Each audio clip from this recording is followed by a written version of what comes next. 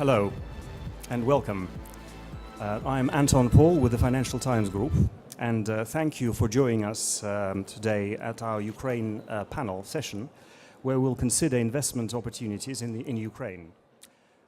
In 2014, Ukraine agreed on the IMF program of around $18 billion. Since then, Ukraine has made significant progress on reforms designed to make the country a prosperous, democratic and transparent country.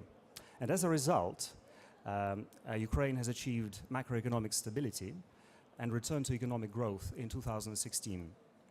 The EU-Ukraine Deep and Comprehensive Free Trade Area was launched on the 1st of January last year and is expected to help Ukraine integrate its economy with Europe by opening up markets and harmonizing regulations.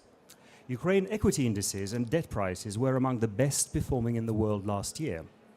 Sovereign debt yields have settled at around 9% and look steady after Ukraine's finance minister indicated that the government may test investor sentiment with a 500 million euro bond later this year.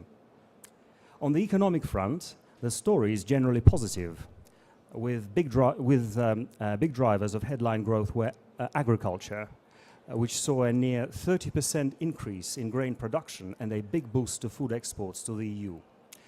Retail spending recovered rapidly from the low levels of 2015, and the manufacturing sector is benefiting from more competitive economic conditions. To consider and to discuss investment opportunities in Ukraine, we are delighted to welcome Volodymyr Chepovy, the president of the Ukrainian Business Association. He will be then followed by a presentation from Natalia Mikolska, the trade representative of Ukraine. Later on, during our panel discussion, the leading investors, entrepreneurs, and the heads of Ukraine's industries will give their perspective on the opportunities and challenges in Ukraine. So now let us welcome to the stage Volodymyr Chepovy, the president of Ukrainian Business Association.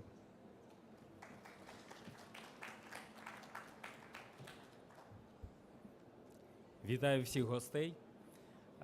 Я дуже щасливий, що Україна вперше приймає участь у світовому інвестиційному форумі в Дубаї. І я дуже щасливий, що маю честь представляти найповажніших українських бізнесменів, які приїхали в Дубаї.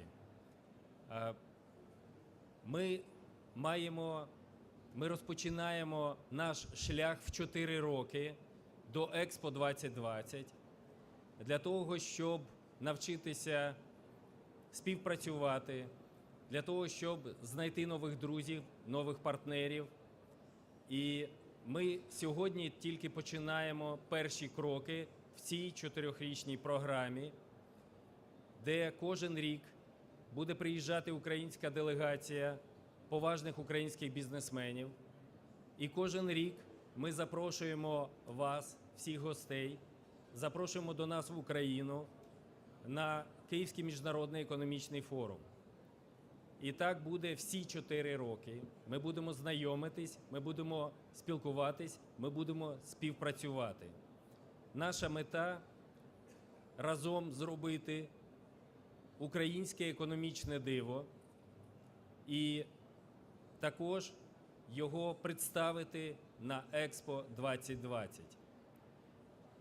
Ми місцеве наше бізнесове посольство назвали українським бізнес-хабом, тому що це нова технологія комунікації, прямої комунікації без посередників. І ми дуже розраховуємо, що це нам дасть нові не просто контакти, нових друзів, нових партнерів на засадах загальнолюдських цінностей, довіри, репутації і щастя. Дякую. We are starting to build a bridge between Ukraine and global business in the UAE. Today, we are happy to present 100 most promising Ukrainian companies with a high export potential and 50 leading entrepreneurs. Throughout the next 4 years, Ukrainian entrepreneurs will be presenting their projects at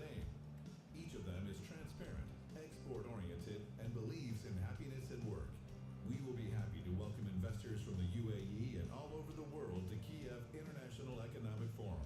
We will widen that bridge to inspire the whole world with the Ukrainian business miracle at Expo 2020. Our meeting point is Ukraine Business Hub. It is the community of Ukraine's leading transparent businesses and business associations. Here you can find all the contacts you need, full information, and consulting support. Ukraine Business Hub is the heart of reputable and successful Ukrainian business, which aims to become active player on the global business arena. Discover hundreds of most promising companies at Ukraine Business Hub. Unlock the opportunity. Meet Ukraine, the most promising country in Europe.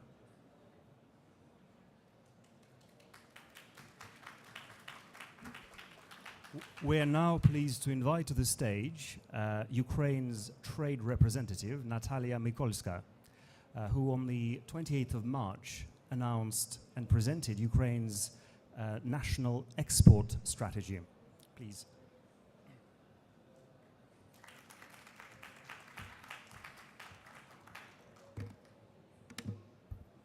Thank you.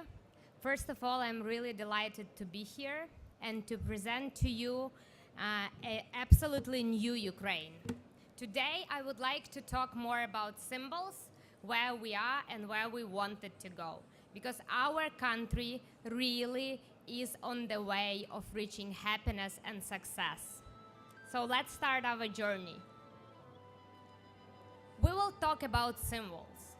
Ukraine as a word consists of a few letters. First is U, which stands for unique. Why we are unique? First of all, we are the largest country in Europe with about 48 million people. Geographically, we are situated as an ideal hub to EU, Middle East, and Asia. We are proud to be #1 black soil country in the world. We have largest underground gas storage facility. Moreover, we export to 200 countries all over the world. And what is very important, the Revolution of Dignity in 2014 marked a new era in Ukraine's life. Our country and our people made a choice to be successful, free, happy, and to be a part of a global world. Therefore, we all are here. K. K stands for the knowledgeable. Why? Because, first of all, we are the most educated nation in the world. We are ranked 4th most educated nation. Over 99.7% are literate, and over 70% have a secondary or higher education. Moreover, we have a lot of young people, about 1 million graduates every year.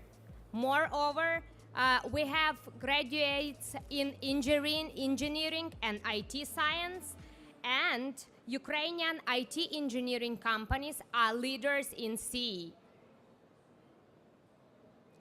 What is most important as well, that Ukraine has a full-scale aerospace industry, and therefore we have 5,000 aerospace graduates per year. R stands for the rational. Why? Because Ukraine has 17 free trade agreements with 45 countries. Why free trade agreements are important for foreign investors?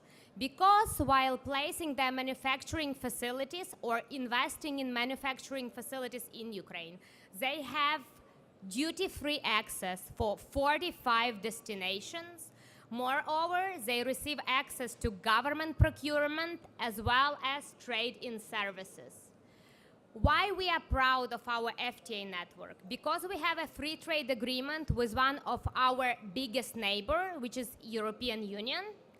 But on top of that, we have an agreement with Canada, which provides for immediate duty-free access for 98% of Ukrainian made in Ukraine goods. So that's a huge opportunity for the huge market where we have a very nice Prime Minister who is Justin Trudeau. Ambitious. ambition is very important for Ukraine. Because after the Revolution of Dignity, our government decided that we badly need reforms that would bring our country first to macroeconomic stabilization and then to economic growth. What we see now, after macroeconomic stabilization in 2015, we see already first signs of economic growth in 2016, and now it's going further. So what we see that the government estimation is also confirmed by the expertise of the International Monetary Fund and World Bank, which also make a prognosis of further economic growth for 2017 and 2018. Why it's important for us to get a foreign direct investment and what we can offer to foreign investors in Ukraine. The government created the two full-fledged offices. First one is Invest Ukraine, which is aimed at helping foreign investors to navigate through Ukrainian reality and to enjoy all the privileges and benefits that I talk about.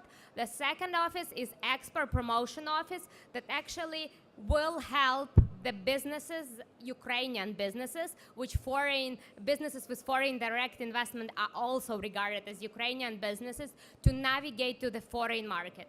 Because export is a tremendous part of our economy, so we really welcome all investors that want to place manufacturing facilities on the territory of Ukraine. I stands for innovative. Actually, Ukraine has been featured as a top 30 global outsourcing destination by Gartner since 2007. Moreover, we are in the top 3 by number of certified IT professionals. We are also, Ukrainian companies are in top 100 rating of International Association of Outsourcing professionally. But on top of that, Ukrainian startups actually are making the huge success all over the world. Well-known PetCube, Sandstone, Grammarly, Deposit Photos are all from Ukraine. So there are huge opportunities for foreign investors, and definitely just to give you the outlook of what is the Ukrainian IT community about, the WhatsApp and PayPal actually investors are founders originally were educated and raised in Ukraine. N stays for the natural. Why natural? Because agriculture is a substantial part of our economy, and Ukraine was known and actually now is a breadbasket not only of Europe, but breadbasket of world. 70% of Ukrainian land is agricultural land. Earth is growing annually, and we see this tendency actually for 2017 and for 2018. We are #1 already exporter of sunflower oil globally. We are #2 grains exporter to the world. We are #3 exporter of corn globally. But on top of that, we also have a developing and growing agro-processing industry. Today with us, we have a number of Ukrainian producers that produce poultry, produce actually Ukrainian food and beverages, and that we are really proud that they are exporting all over the world to different destinations. 44% of share in agriculture is processed products, and we hope for more.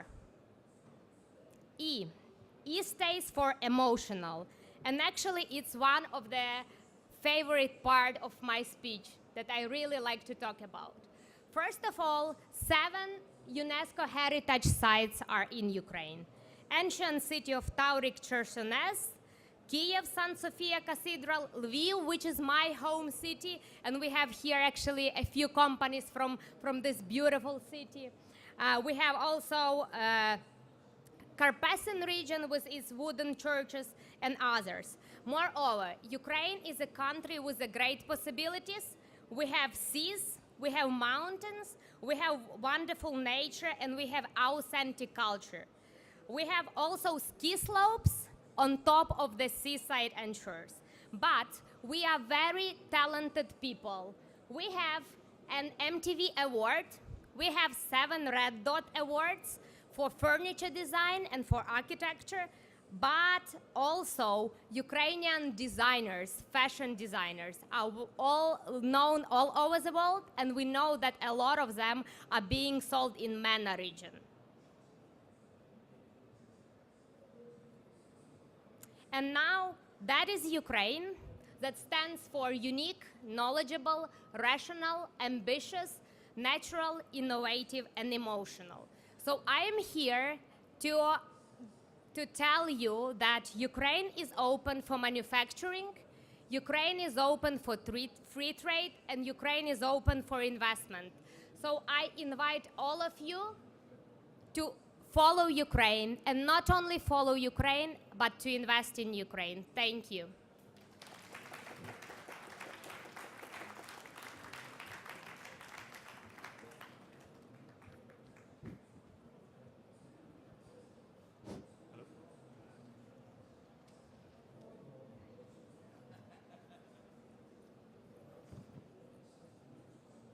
Let me introduce our first panelist.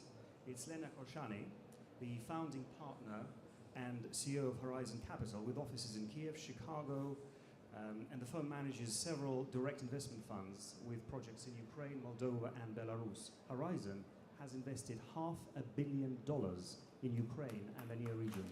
Please welcome Yuri Kosyuk, entrepreneur and the CEO of Mironivsky Hliboprodukt, Ukraine's largest agricultural company, which accounts for over 50% of the country's poultry production. And in 20 years, his company has become one of the leading agricultural producers in the world. Now Vitaly Antonov, president of Oka Group Holding, which accounted for 1% of the total tax receipts of Ukraine's government in 2015. He is also the head of the supervisory board of Universalna Insurance Company, the president of Universalna Investment Group, and also the president of Galnaftogaz. The next panelist is Vasily Khmelnytsky, the first vice president of the Ukrainian Union of Industrialists and Entrepreneurs and the founder of K-Fund. Vasily Khmelnytsky and his business partners have founded and invested in dozens of businesses in Ukraine. Mr. Khmelnytsky is a majority shareholder of the UDP Development Company, which implements large-scale infrastructure projects, such as the Kiev-Zhulani International Airport. Ihor Mazepa, the owner and the CEO of Concord Capital, one of Ukraine's leading investment companies, which since 2004 has provided a full range of services on the stock market and investment banking services. The firm has attracted more than $2.5 billion for leading Ukrainian companies. And finally, Vitaly Ilchenko. He's the owner and CEO of Ukravit, a group of companies, Ukraine's largest manufacturer of plant protection products, micronutrients, and Ukravit is also constructing a research and development center, the only of its kind in Ukraine. Vitaly Ilchenko was named Agrarian of the Year 2016 in Ukraine's annual Personality of the Year contest. And my first question is for Lena Korshani. On the 4th of May, the EBRD will consider investing 30 million into your Emerging Europe Growth Fund 3. And last June, the Overseas Private Investment Corporation announced an investment of $37.5 million into the same fund. In March, the IFC announced that they are interested to invest 20 million into your fund, which is obviously intended to finance SMEs and growth companies. And my question is, are there enough projects to absorb all this funding?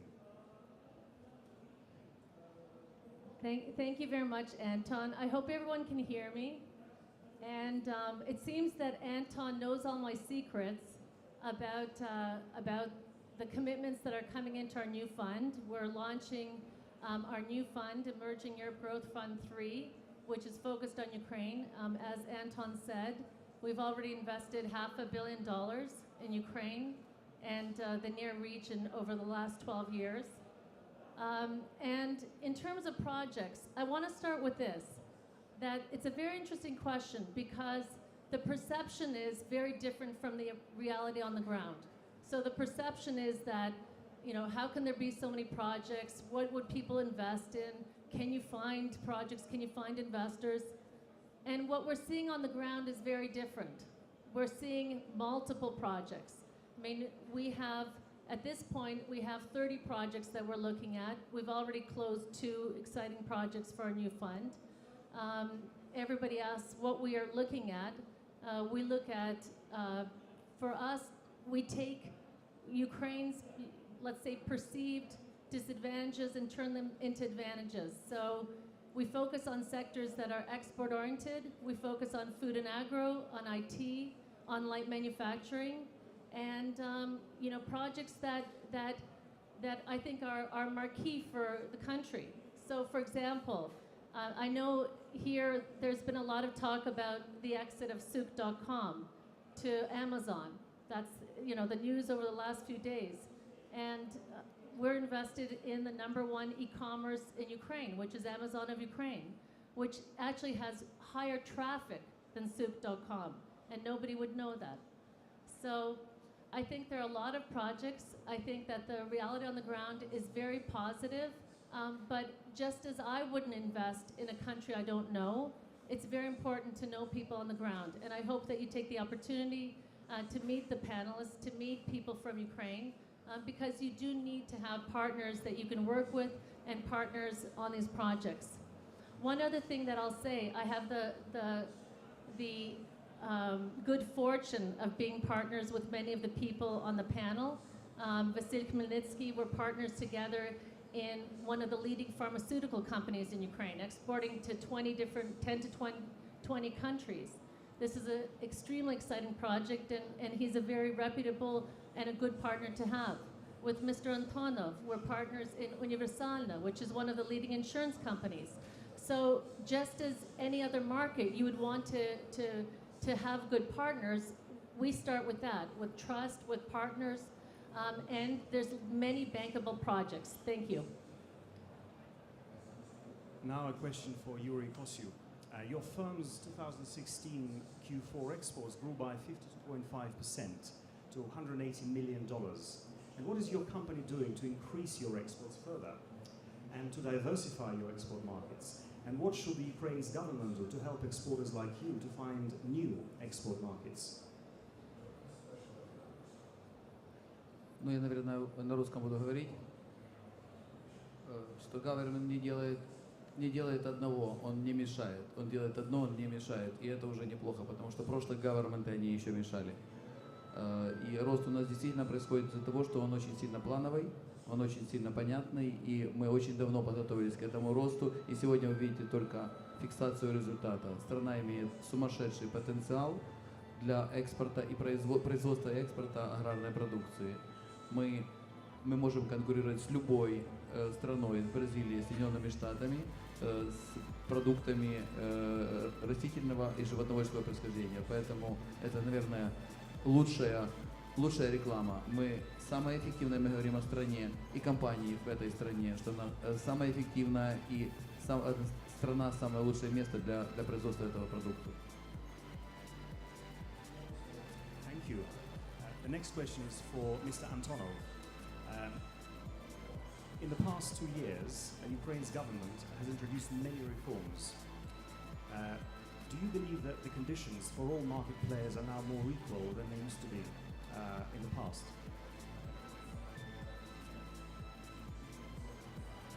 Да, действительно было много сделано, но предстоит еще очень тоже много сделать. В частности, несколько таких штрихов. Это, например, система Прозора, которая дает возможность равного доступа к тендерам, государственным тендерам. Это очень важно. Конечно, здесь очень много вопросов к имплементации этих всех вещей, но тем не менее это работает. Я считаю, что самое главное, чего сейчас в Украине не достает инвестору, это судебная реформа, то есть правильных судов. Судебная реформа, она как раз и обеспечит, правильная судебная реформа, она обеспечит равный доступ и равные правила игры для всех присутствующих на рынке Украины. И я считаю, сейчас это краеугольным камнем. Будет будут правильные суды, справедливые суды, будет правильная система. И, соответственно, это же и будет влиять на инвестиционный климат. Thank you very much. The next question is for Vasil Levitsky. It's a multiple parts question. Firstly, what prospects are there to invest in green renewable energy? Can Ukraine gradually build up energy generation from renewable sources to match, for example, Germany or the UK or Denmark and other countries? Во-первых, я хотел бы поблагодарить Министерство экономики. Они так презентовали Украину, что мне самому захотелось продать все зарубежные активы и вложить в нашу страну. Это хорошая новость.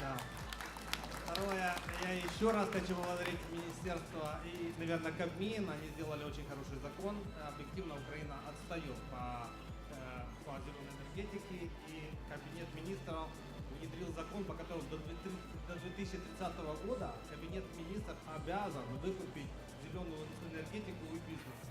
И сегодня это стал очень интересный, очень прибыльный бизнес. Вот я не буду говорить о тарифах, но чисто для бизнесменов будет понятно, что если ты сегодня строишь станцию, то купить ее можешь от 4 до 6 лет. Это зависит от, если это солнечная энергетика, зависит, конечно, там в Одессе это лучше, а где-то в Западной Украине хуже. Но это интересный бизнес. В связи с тем, что наша страна имеет только 1%, и мы очень сильно отстаем от европейских стран, то я считаю энергетику. Все, мы вас приглашаем, мы рады любому инвестору. Я знаю, что в нашей делегации есть 3-4 компании, которые профессионально этим занимаются, и с ними можно, конечно, посоветоваться и войти в партнерство. Спасибо. I have a follow-up question. Dubai and the United Arab Emirates are known for grand and complex infrastructure projects. Do you feel their experience and example can be applied in Ukraine?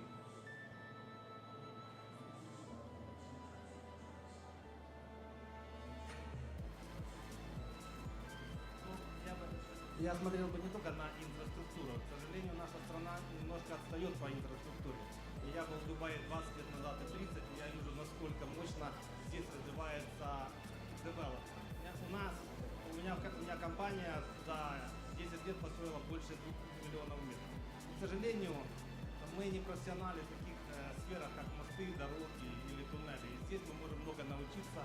Сегодня Кабмин имеет ресурс финансовый, и мы хотели бы видеть профессиональные компании в Дубае, которые могли бы в этой области развиваться. А также может быть и строительство простого жилья, или же гостиниц, или торговых центров. Это тоже прибыльно, поверьте мне.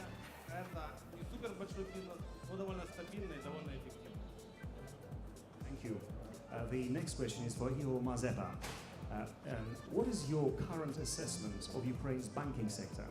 With the current inflation levels and the central bank's base rate, do you expect the resumption of corporate lending in the local currency at affordable rate? Are you expecting any corporate bond issues later this year? There was a previous example of Kernel Eurobond issue. Thank you, Anton. From what I understand here at this panel, the lady from the Ministry of the Economy is the most enthusiastic about what's happening in Ukraine among all the businessmen here. But anyway, my understanding is that in the last 10 years, since 2008, the crisis of 2008, around 70%, maybe 80% of the corporate loans which were in the portfolio of the Ukrainian banks actually went bad. So people, the companies are actually in trouble. They do not pay interest. They do not even pay the body of the debt. And ultimately, as a result, the banks are in trouble. In the last 2 years, we've seen around 80 banks, which is half of the banking system by number, which actually left the market. And this is one of the major transition period in the banking sector in the last 2.5 decades since independence. Most of the so-called oligarchic banks, which were owned by local rich people, which were actually pumping money from the market and investing in their own businesses, they left the market. Unfortunately, the state had to step in, or fortunately, and the share of the state banks, government-controlled banks in the banking sector is already almost 60% with the latest private bank nationalization, which makes it a little bit inefficient.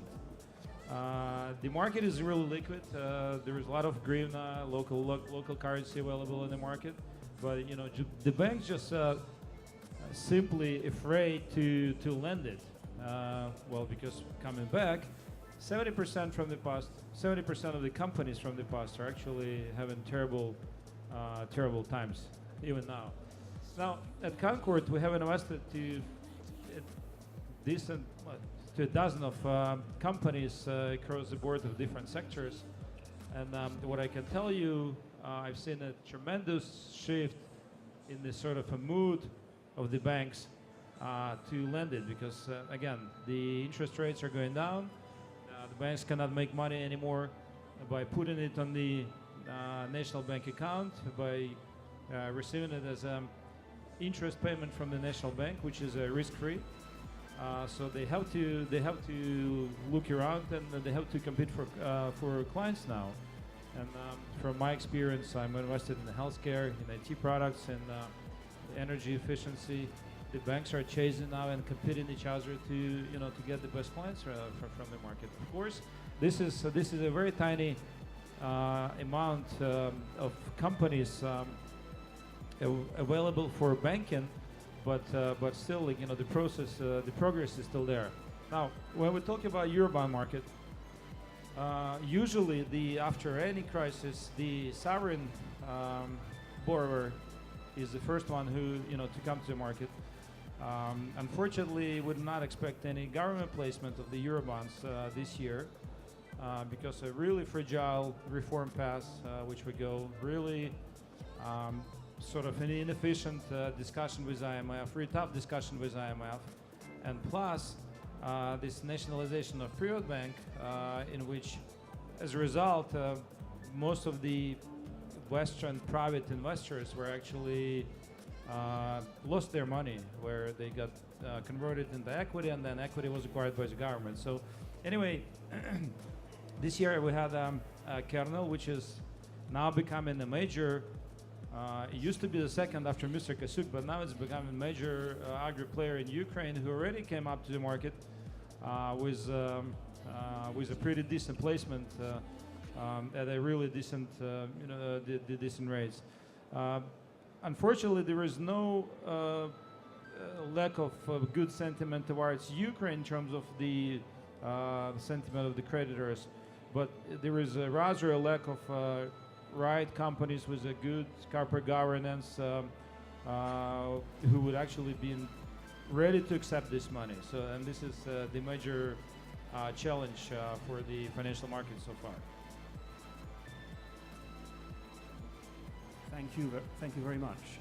And Elena, I believe you have something to add to this answer. Yeah, this is very interesting to hear the talk about reforms and also currency.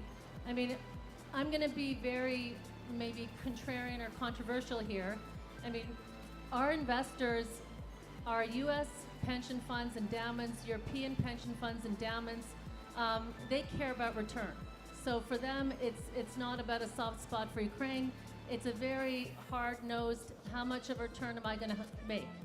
So they're making over 25% IRR, they're happy. The last 5 years, over 45% IRR, it's a very good return in terms of the market. But what I'll tell you for reforms, look, I'm Canadian, I've lived in Ukraine for 23 years. Nothing happened for 23 years. If we look at reforms, the last 2.5 years is when we've seen structural reforms. And that's what I think Ukraine's trade representative was trying to make the point, that things have changed since 2014, and we see that on the ground. I mean, if you look at Ivan Miklos, who's credited for turning around Slovakia from the black sheep of Europe to one of the top growth countries, what did he say about Ukraine? Ukraine has broken a world record in 2015. Went from 10.5% GDP deficit to 2.5% at a time when there's a conflict, an IMF program, and a trade barrier with one of their largest trading partners. So I think Ukraine has done a very good job. You look at Naftogaz Ukraina, which is the state gas company. It used to blow through $10 billion a year.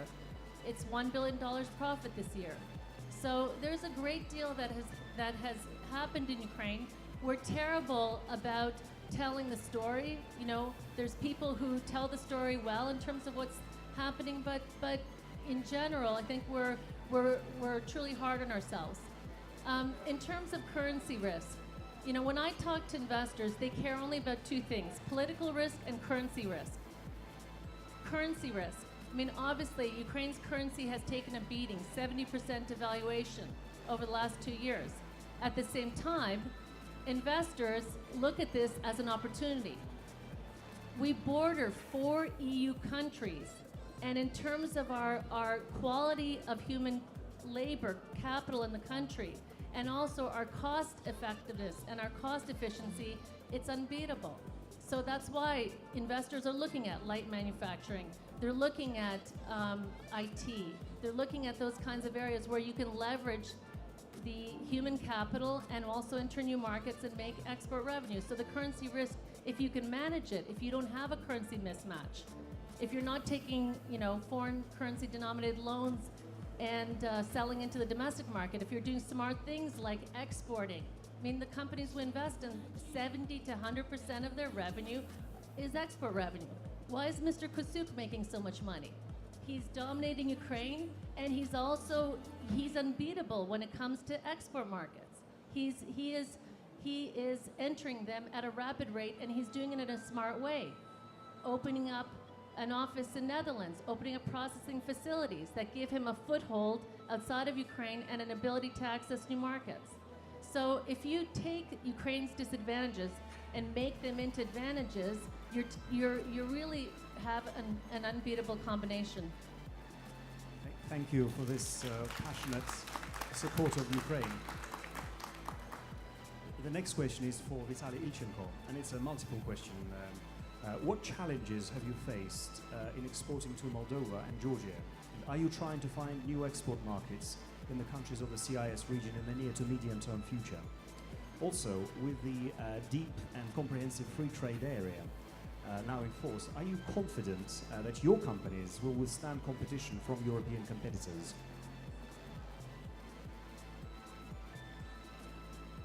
Good day, everyone. I'm happy to be here, and you know, Ukravit in this competition already many years, and last year we already took 7% of Ukrainian market, so we are not afraid of competition because no limits we had in Ukraine for European companies before, so we could survive. We could took market share of multinational companies. So one difference between more quick growth of our company and the multinational companies is only money, cost of money, because if we have the same opportunity of getting cheap money, so we could take 50% of market share of Ukraine. But even in this situation, we continue to invest in all production. This year we'll start new factory in Ukraine also to increase capacity of our production. We are going to export also to CIS countries because Moldova and Georgia were only like starting markets for us, trial markets for us, and we also got good result there. In Moldova we got also like 7% for just few years, 4 years, and in Georgia we also grow quickly. So our opportunity, our will to take minimum 20% of market of Ukraine and sell our products also to European Union. Now we have negotiation with some European companies from Romania, Bulgaria. Also they want to buy our products because really quality, really big opportunity, big chance for all of you to do successful business. We are local company, local investor, and we even during these difficult years which we had before, we also have success story, success result, and now we are also open to all of you, to everyone, to make projects, mutual projects in other countries. So Ukraine also want to become investor, yes, in different countries in the world, just to continue our successful story, but globally, because we want to produce crop protection products, quality crop protection products in different countries, and to get as more markets as we can. Thank you very much.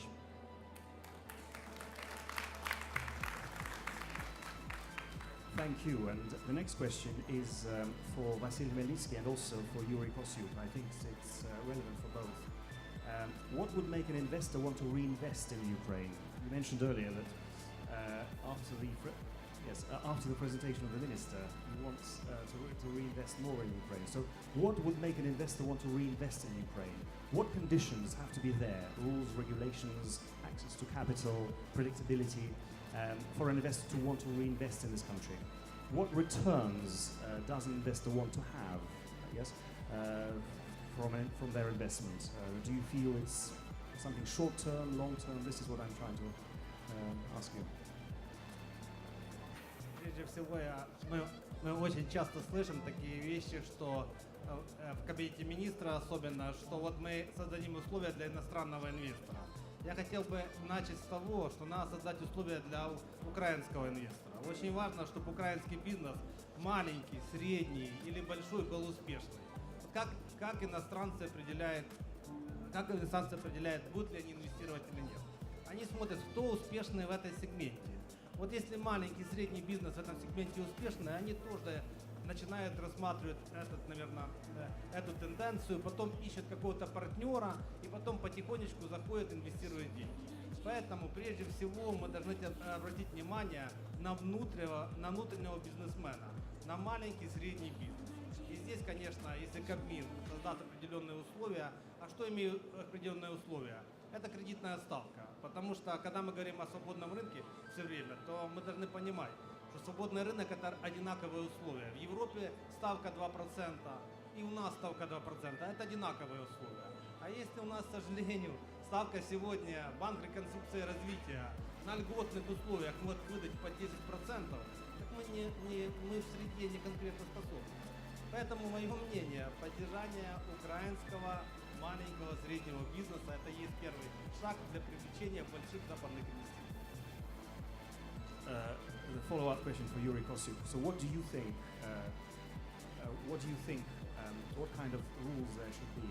What kind of conditions for an investor to want to reinvest in Ukraine? Как минимум точно можно сказать, я не знаю, Василий Михайлович, где взять деньги по 2%, мне тяжело. Наверное, думать нужно о максимизации прибыли. Те, кто будут инвестировать в аграрный рынок, они могут получить достаточно высокую прибыль, оплачивать 10% ставку и достаточно комфортно себя чувствовать. Как пример мы. Последние 15 лет уровень маржинальности компании, независимо от кризисов, от всяких войн и еще что-то, никогда не опускался ниже 30%. И он так и висит, так и находится 30-40% последние 15 лет. Это как пример хорошо выстроенная компания, независимо, что происходит вокруг нас, и кондиции рынка, и возможности рынка настолько велики, что мы поглощаем все толчки, все колебания, и просто правильно строить бизнес. И еще раз подтверждение, что в этой стране делать бизнес в аграрном секторе точно можно. Он будет прибыльный, он будет классный, и он очень интересный и потенциально будущий бизнес, который ты понимаешь, что ты можешь еще следующих 20 лет инвестировать и развивать компанию. Поэтому правильный сегмент, и ты можешь закрывать даже 10%, не смотреть на 10% стоимость денег. Mr. Hmelnitsky, you mentioned the question of taxation, and I have another question which relates to that. According to the World Bank, it is estimated that in 2016, the Ukrainian government's total taxes and revenues as percentage of GDP were 31.9%. And the question this time is for Vitaly Ichenko.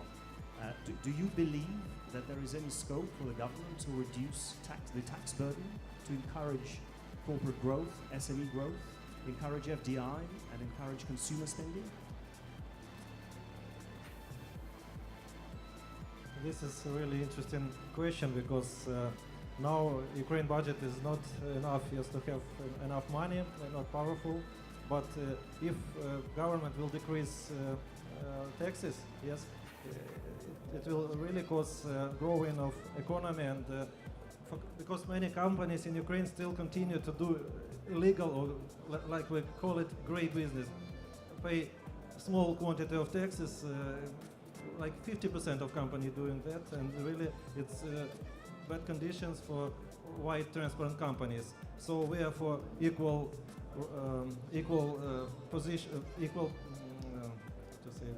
position for all companies, equal rights, and we support also decreasing of these taxes. And but I think the Ukrainian government should announce, for example, decreasing of start such reforms like decreasing of taxes year by year, but in the same situation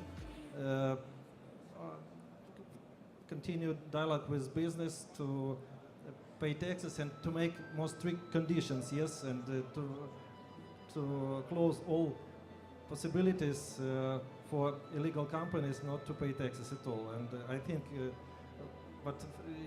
but government should make this first step and announce such reforms as decreasing of taxes, and it really will cause a big opportunity for international investors, for local investors, yes, to get more profit and to grow their companies more quickly. Yes. Thank you. The next question is another banking question for Iol Mazepa. Do you believe there's any scope for investors to participate in the process of bad debt restructuring and also the sale of NPLs, which is sold by the deposit guarantee funds and also some commercial banks? It so happened the state deposit guarantee fund became the major holder of Ukrainian loan portfolios in the last 2 years.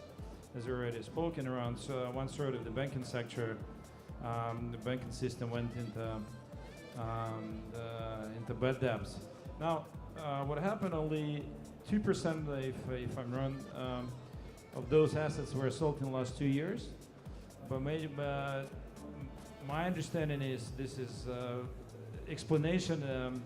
What I explained to my business partners across the borders is due to inefficiency of the processes and the lack of the will to do so. Now, from year to year, the quality of these assets are actually deteriorating, and I'm not a big optimist that any significant amount of this money will be actually restored.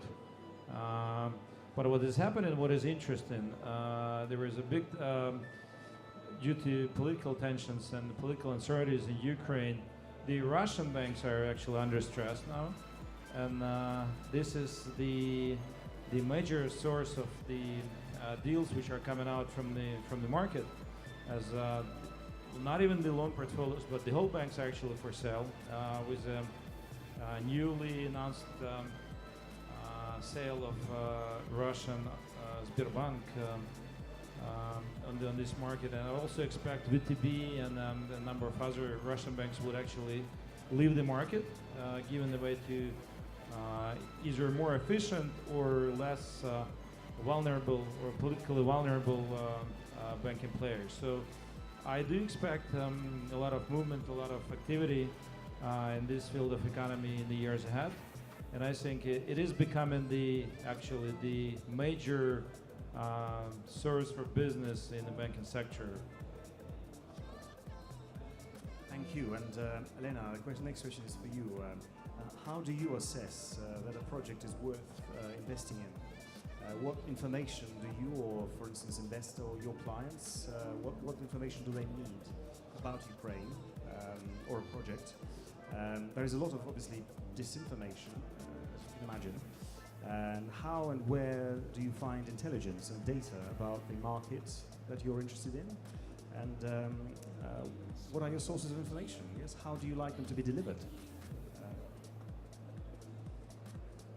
Thank you for that question.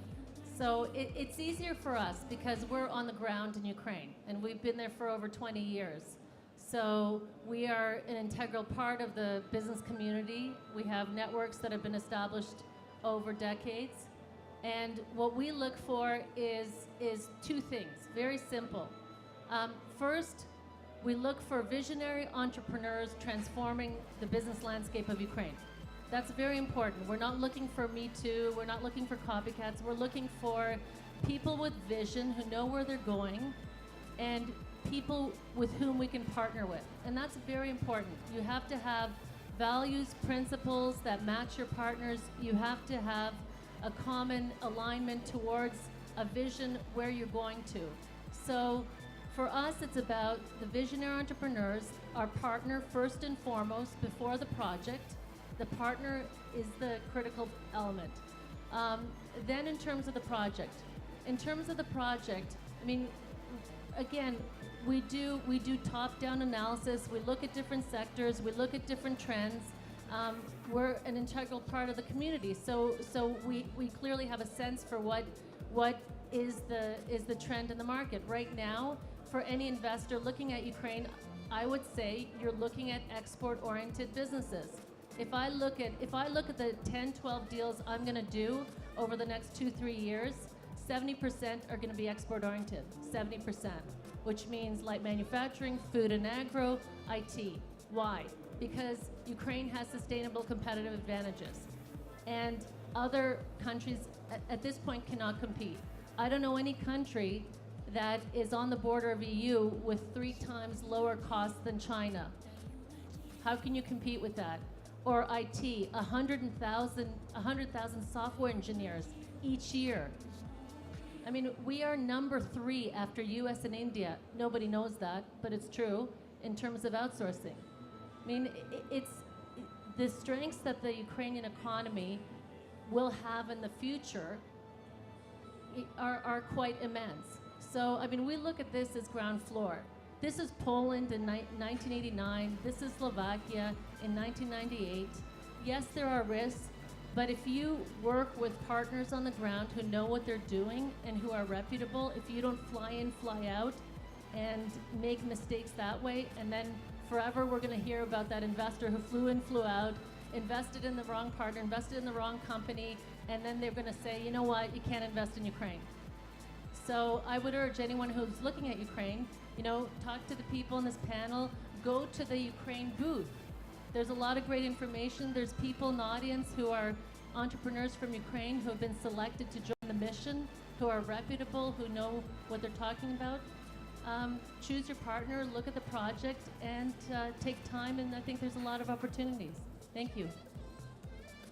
Thank you very much. And I think we've all agreed, and this is what I've taken for myself from this panel, is that despite some headwinds, there's little doubt that Ukraine is one of the best long-term stories for investors. Despite the challenges and setbacks, it is making progress and has a great deal of value to unlock. So this is, I think, what I'm taking out from this panel. And now let me invite Mariana Kahaniak of Export Promotion Office. She has a few words to say about the stand and the rest of the Ukrainian program at this conference.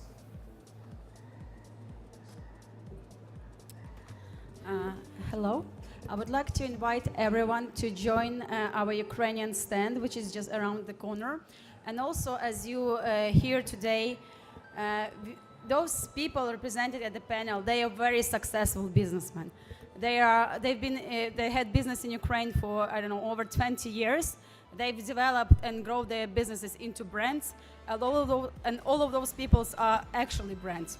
So to communicate more with Ukrainian companies present here, present at the panel, I would also like to invite you to the Ukraine Investment Networking Dinner, that will take place tomorrow at Fairmont Dubai Hotel at 6:30 p.m. So maybe they will share some hints and tips how to make that much money in Ukraine as they did. So thank you very much, and I would like to invite you to come to our hub, to come to the dinner, and also to come visit Ukraine. Even if you are still thinking, please come see for yourself. Thank you very much.